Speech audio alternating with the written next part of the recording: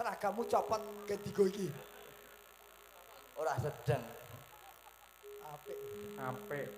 Angulangu bebasan tampo tepi.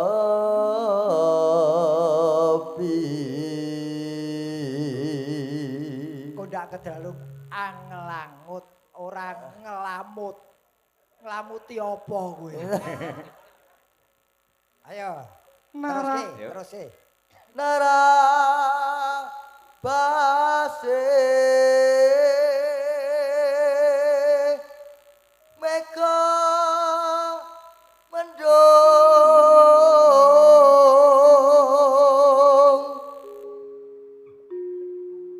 nyibari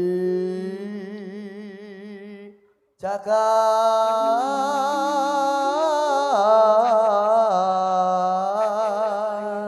Kowe disawang. Wanda. oke Oke. Ngulandara remborong ngunggahi Guntur. Gunung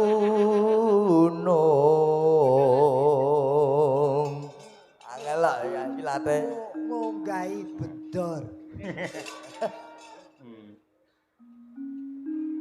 Katungkul ngumbar gagasan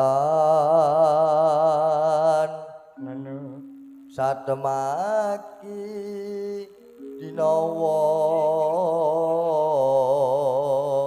nyimpi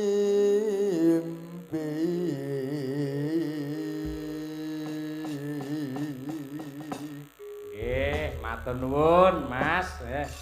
Luar biasa elok sanget semantenipun. Aja nyawang casinge sing penting ki murah. Murah piye? Loh, lah iki anggere ono wayang kulit mesti nembang kok bocah iki kok. Ndak, tulung iki ditaosne karo Mas e kae. Kula selak kundur malah anu nggo iki. Ah, iki. Mas e. Monggo, Mas. Mas kawin. Nggih. Nggih Mbak Ayune. Matur nuwun Pak Yoyo. Ah, sami-sami, Mas. Nggih. Murah rezeki, panjang yuswa. Amin. Laris. Amin nggih. Kalian Bu Kesi, sehat selalu Bu Kesi. Mbok kowe ndongake awakmu dhewe wae. Siar.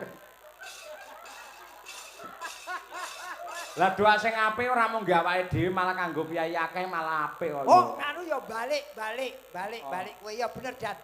Lah kowe karo iki badak piye? Niki anu di weling kalih kanca-kanca. Aja meling to. Meling Arep nggih, iki Pak. kowe kok meling arep ning ndi? Aja meling to. Urung sangate kok. Piye diweling karo kanca-kanca apa? Di weling kalih kanca-kanca. Pak ya, Pak Caca Kunada ampun rabi melih. Amin.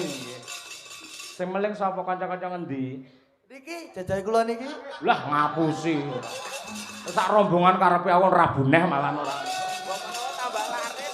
Ampun iki mau gojek. Ampun kula nggih gokar. Nggih. Lek ngono ngimpi wae dipaske eman-eman ora pas. Nggih. Monggo. Mbak Wanda sing Oh, ngaturake. tadah yen Wanda ngimpi gelem sriuning gelem. Iya, nggih. Yo, ndak. Seripet kelepeyane mrak kesimpen gadas luas piragane anglap lambe